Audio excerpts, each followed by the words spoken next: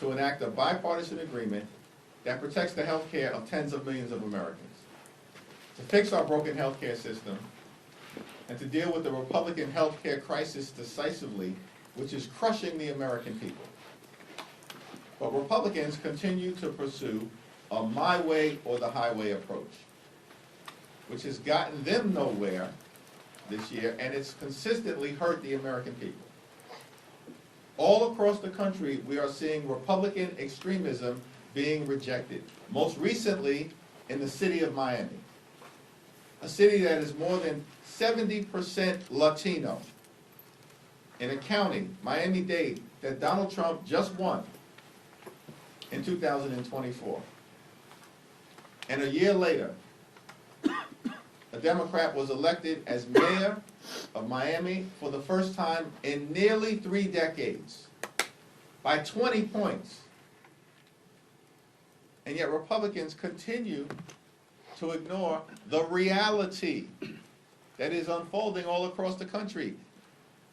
The American people are rejecting your extremism and embracing our focus on driving down the high cost of living, dealing with the affordability crisis, which is real, it's not a hoax, and fixing our broken health care system. And at this point, all we need are 4 Republicans in the House. There are 220 of you. All we need are 4 Republicans to partner with us. Let's find a path forward, and we can extend the Affordable Care Act tax credits. Questions? Mr. Jeffries. Mr. Leader. Good morning, thank you. Democrats obviously pushed for the extension of these subsidies during the shutdown. You had the group of Democrats in the Senate who said, give us a vote on health care, we'll reopen the government. Still no solution. Were all of those tactics worth it? Donald Trump and Republicans control the House, the Senate, and the presidency. They made the decision to shut the government down because they rather shut the government down than extend the Affordable Care Act tax credits. That's not simply my perspective, that's the perspective of the American people, who consistently have held Republicans responsible correctly for the government shutdown. So that's not a question for me to answer, that's a question for Republicans to answer. But you don't have a resolution. Why did they shut the government down? We've raised the issue of the Affordable Care Act tax credits, and by the way, the overwhelming majority of the American people are with us. That's not just Democrats and independents. Overwhelmingly, that's a majority of Republicans who believe that the Affordable Care Act tax credits should be extended. 5 legislative days left before tens of millions of people experience dramatically increased health care premiums. Why have we still not seen a plan from Mike Johnson? He's been promising a health care plan for months. It's missing because their plan is to rip health care away from the American people. Leader Jeffries. There's talk of allowing a floor vote on this Fitzpatrick-Swayze Golden plan. Does that potentially give you guys an opening to get this done this year? Is there any hope here from that? We're all hands on deck to extend the Affordable Care Act tax credits, but Mike Johnson hasn't reached out to us as Democrats to have a conversation about finding a path forward, which suggests to me that Mike Johnson is not serious about protecting the health care of the American people. The Indiana Senate stopped President Donald Trump's redistricting push in the state. Given that development, are Democrats still full speed ahead on redistricting, or should you guys consider a more reserved approach right now? Donald Trump launched this unprecedented effort to gerrymander congressional maps all across the country as part of his scheme to rig the midterm elections. There were many skeptics and critics out there who argued that our efforts to take back the House was doomed because of some master plan that Donald Trump concocted that apparently as Democrats we were just supposed to unilaterally disarm, roll over and play dead, and allow Republicans to steal the midterm elections. We said from the very beginning, that ain't happening. And now it's obvious to everyone. Beginning, of course, with the dramatic actions taken initially by Texas Democrats to use every tool available to them to either block the Texas scheme to rip 5 seats away from us, or elevate the issue so that the American people know across the country what Republicans are up to. And beginning in California, we have responded decisively. And the reality of the situation is that Republicans may have started this redistricting battle. We, as Democrats, plan to finish it. Thank you, Mr. Leader. The Trump administration earlier this week announced the settlement with some Republican-controlled states to effectively end the SAVE program, the repayment program that President Biden created during his administration. It will affect up to 7 million borrowers. You've been very critical of Republicans, saying that they're exacerbating the affordability crisis as you see it. Do you see the end of this program and what the Education Department is doing by announcing this proposed settlement as potentially hurting even more Americans who could be forced into less generous, programs, have more trouble paying their student loans back? How do you see student loan debt within the context of the affordability crisis? Well, the Trump administration has launched an all-out assault on public education in America. They have destroyed the Department of Education in real time. And they're going after hardworking American students, including college students, who are just simply trying to experience the American dream. An American dream that is increasingly out of reach for far too many hardworking American taxpayers. And the American people know it. And the American people also know that Donald Trump's administration and Republican policies have been a complete and total disaster. That's why this guy is at like 36% in approval. They're losing elections all across the country, literally in deep red parts of the country, including most recently in Miami and in Georgia, where the Republicans lost a special election for a state house seat that Donald Trump had just won by more than 12 points. And so, from our vantage point, listen, we want to work with anyone to find the common ground to actually solve the problems that the American people want us to solve. And that's lowering the high cost of living and fixing our broken health care system while cleaning up corruption at the same period of time. And the assault on all of the things that have been done, including trying to ease the debt burden that students across this country have confronted, is irresponsible.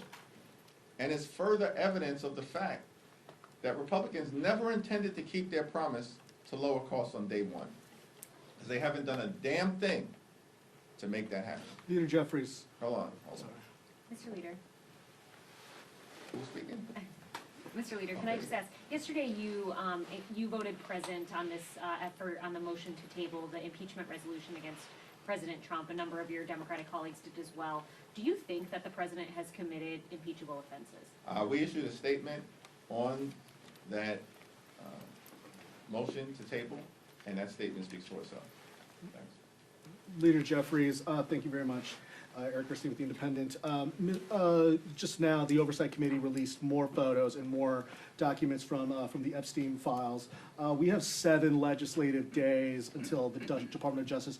Why was it important to release those documents and those photos? And what else should happen if the Trump administration doesn't comply? What can Congress do if Congress doesn't comply with this? Or the DOJ doesn't comply with Well, the this? so-called Department of Justice under the Trump administration needs to comply with the law. And we as Democrats, led by Robert Garcia, the top Democrat on the Oversight Committee, are going to continue to make sure that we're holding this administration accountable. These people who are part of the Trump administration, including Donald Trump and J.D. Vance himself, all said for years that they wanted to release the Epstein files. Then they come into office and do the exact opposite. Obstruct and obfuscate, hide stuff from the American people. All we want is full transparency, so that the American people can get the truth, the whole truth, and nothing but the truth. That's what the Epstein survivors deserve and have demanded. And we're going to make sure that the Department of Justice complies. Thanks, Leader Jeffries. You say that at least 4 Republicans are needed to cross the aisle to get health care done. Well, there are nearly a dozen Republicans who have signed on to the discharge petition for both the Fitzpatrick bill and for the Gottheimer bill. Why not endorse one of them or both of them and encourage your members to sign on as well to get the ball rolling in that respect? We're actively reviewing those 2 discharge petitions, and we'll have more to say about it early next week. But what is clear, time is running out. Where were these Republican ideas over the last several months? You know what? They were so busy shutting the government down. Donald Trump's busy playing golf. They could find $40 billion to bail out their right-wing dictator friend in Argentina. They're pardoning people like George Santos and Rudolph Giuliani. And they're running around trying to promote their one big ugly bill, which enacted the largest cut to Medicaid in American history. That's what got the ball rolling on the Republican health care crisis. And as a result, hospitals, nursing homes, and community-based health centers are closing all across the country, including in rural America. They ripped food assistance out of the mouths of hungry children, veterans, and seniors, and they did all of that with great urgency so they could reward their billionaire donors with massive tax breaks. And they made those tax breaks permanent. And now at the 11th hour, they're scrambling. It still remains the case that the most direct path forward is a straightforward extension of the Affordable Care Act tax credits. And there's one discharge petition that does that. And it has 214 signatures. And all we need are 4 Republicans to join us. Just to follow up on that, though, I understand that your ideal path is a clean extension, but Republicans have made clear that they will not go for a clean extension. So would you be willing to settle for something that's not a clean extension in the name of saving these subsidies? We're going to evaluate every single good faith proposal, but it has to meaningfully provide certainty to the American people who are at risk of having their health care ripped away from them. These Republicans made those massive tax breaks for their billionaire donors permanent. And we've said from the very beginning, we just want to make sure that everyday Americans, middle-class Americans, working-class Americans, have a similar level of certainty. That's not too much to ask for in the wealthiest country in the history of the world. Thank you, Leader Jeffries. Yesterday, President Trump signed the executive order on artificial intelligence seeking to block the states from regulating the AI. Specifically, and I want to ask you about specifics in this EO, it directs DOJ to create a litigation task force and challenge any state that they view doesn't comply with whatever the national standard is. It also gives powers to Secretary of Commerce to impose restrictions on state funding and also aims to regulate truthful output. So my questions to you, I have several. First, what is your position on the EO? Should Americans be concerned that the AI policy is being set through executive order instead and litigation instead of open debate in the Congress? If this approach becomes a standard, what is going to stop any future president from using DOJ to go against and challenge any state law they want? And finally, is this EO about innovation or is it about expanding presidential powers? Well, Donald Trump has tried to conduct himself like a wannabe king from the very beginning. The American people are clearly rejecting that approach. And on artificial intelligence, this is a complicated thing, a transformative innovation that has the possibility of bringing great societal benefits, particularly in the areas of medicine and education, as it relates to reaching young people who live in historically under-resourced parts of the country. But at the same period of time, it's our view that this transformative technology in the hands of bad actors presents risks of creating societal harm. And this is why a thoughtful approach is needed. Not a my way or the highway executive order. In our view, related to Donald Trump's most recent action connected to artificial intelligence, is that he doesn't have the authority to do it. and ultimately it's gonna get struck down in court. Thank you, Mr. Leader. Some members of your party are calling for the abolition of ICE following the administration's very aggressive crackdown on illegal immigration. Is that a viewpoint that you believe has a place in your party right now as Democrats strive to take back power after the Who midterms? exactly has made that? Congresswoman Alexandra Ocasio-Cortez has, Congresswoman Delia Ramirez has, also Patty Garcia, who is running to replace Chuy Garcia, Graham Plattner as well. They have said that this should not exist and it should cease. Yeah, I haven't had the conversation with any of those individuals about their perspective. What we do know is that the American people believe that Donald Trump's deportation efforts have been completely and totally out of control, unacceptable, and un-American. That's the reality of what Donald Trump has unleashed on law-abiding immigrant communities all across America. And the American people are rejecting it, which is why Donald Trump is also underwater in terms of public approval on immigration. Now, we believe, as Democrats broadly, that we need a strong and a secure border consistent with our history and experience as a nation anchored in the rule of law. Donald Trump doesn't believe in the rule of law, and neither do his sycophants who serve in Congress, who fail to understand that we're a separate and co-equal branch of government, not a wholly owned subsidiary of the Trump cartel, because that's how they behave. So we believe in the rule of law, and part of that is a strong border. But at the same period of time, we're a nation of immigrants. And so we're going to continue to defend dreamers, defend farm workers, defend farm country, defend law-abiding immigrant families and communities across the country who are part of the ingredient of American exceptionalism. That's our position. And we do have a broken immigration system. Everybody thoughtful who's taken a look at it understands that. But the way to solve it is not a my way or the highway approach, and it certainly is not the Trump deportation machine. He promised that he was going to target violent felons. No one would have any issues with that. He's not deporting violent felons. He's deporting law-abiding immigrants, veterans who served this country, children who are actually American citizens, grandmothers and grandfathers, gardeners, and communities across the country are rejecting it. Mr. Leader, as sort of a follow-up to that question, today Congressman Abe Hamadeh is inviting families who've had family members killed by undocumented immigrants to the Capitol. Who is that? Abe Hamadeh of Arizona. Okay. And I want to ask about 2026 and how you're encouraging border state Democrats to respond to messaging such as this, because it was a big issue in 2024, and it appears that some Republicans are ready to message on it in 26. We'll let border state Democrats speak for themselves. And As the party leader, as a leader. I've got great confidence in them. I think I just articulated our view on immigration generally, and that, I believe, is a position that's broadly held by Democrats all across the country. Listen, Republicans are desperate to try to find a path out of the electoral disaster that they're experiencing right now. This year has been a complete and total failure for the American people. And Republicans are on the run.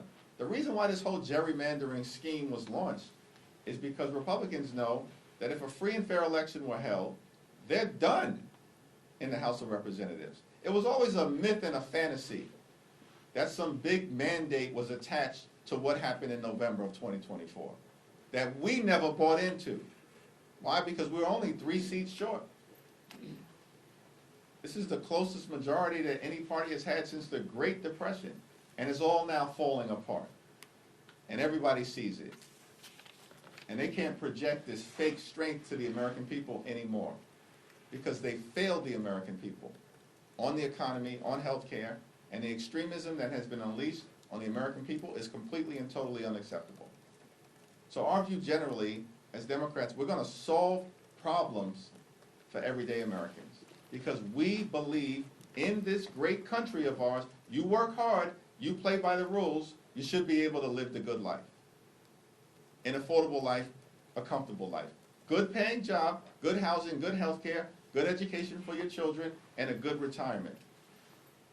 Which means to my Republican colleagues, keep your extreme hands off of Social Security and Medicare at all times. And far too many people in this country, wealthiest country in the history of the world, are struggling to live paycheck to paycheck because there is an affordability crisis. It's not a scam, it's not a hoax, it's a crisis. And Democrats are committed to doing something about it. Republicans continue to bury their heads in the sand. Thank you. Thank you.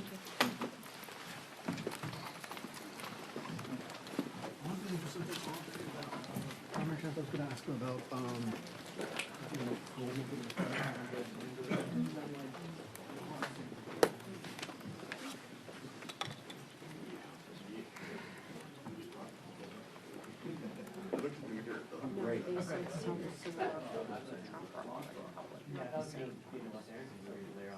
Oh my God, I'm getting abused.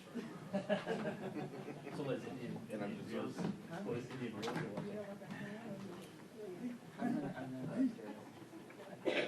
That's not how I read it. Hello? Oh, yeah. I can double check, but from what I sent you guys, like, that what I said where it says some similar photos of Trump already public is from them off the record. So that to me, I'm not reading that as the same. I'm reading that as the. Sorry. that's good. So, Yeah. So, Yeah, no, I understand that. I'll double check on their initial statement. Yeah, okay, but, no, I understand. I took from what they sent me as telling me that the pictures are new, but I can make sure if that's still too. I'll text her, I'll do that right now. Yeah, sorry for misunderstanding.